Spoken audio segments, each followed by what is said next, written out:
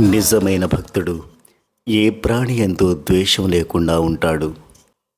కారణం ఏమంటే సమస్త ప్రాణుల యందు సుహృద్భావం కలవాడు. దేనిని ఎవరినీ ద్వేషించడు.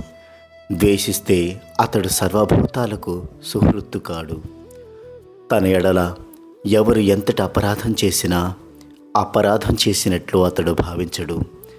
అపరాధంగా భావించి వానిని క్షమించడం అటుంచి అపరాధం జరిగిందన్న భావనకే అతడు తావీయడు.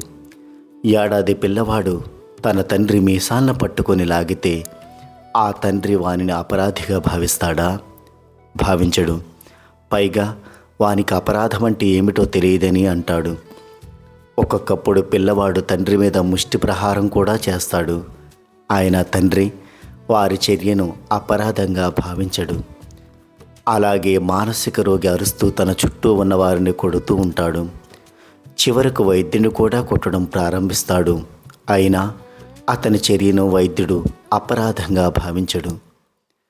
కారణం ఏమంటే అతడు మానసిక అనారోగ్యం వలన అలా ప్రవర్తిస్తున్నాడని వైద్యునికి తెలుసు. అదేవిధంగా మాయావరణంలో చిక్కుకొని అహంకారంతో ప్రవర్తించే సామాన్య మానవుని చేష్టలను జ్ఞాని అపరాధంగా భావించడు. ఎందుకంటే బాబా యందు మనసును బుద్ధిని అర్పించినవాడు బాబాని తప్ప దేనిని చింతించడు, పట్టించుకోడు. అట్టి భక్తుడే బాబాకు చాలా ప్రియమైన భక్తుడు. అలాంటి భక్తునికి బాబా శాంతిని, ఆధ్యాత్మిక ఆనందాన్ని ప్రసాదిస్తాడు, తన సన్నిధికి చేర్చుకుంటాడు.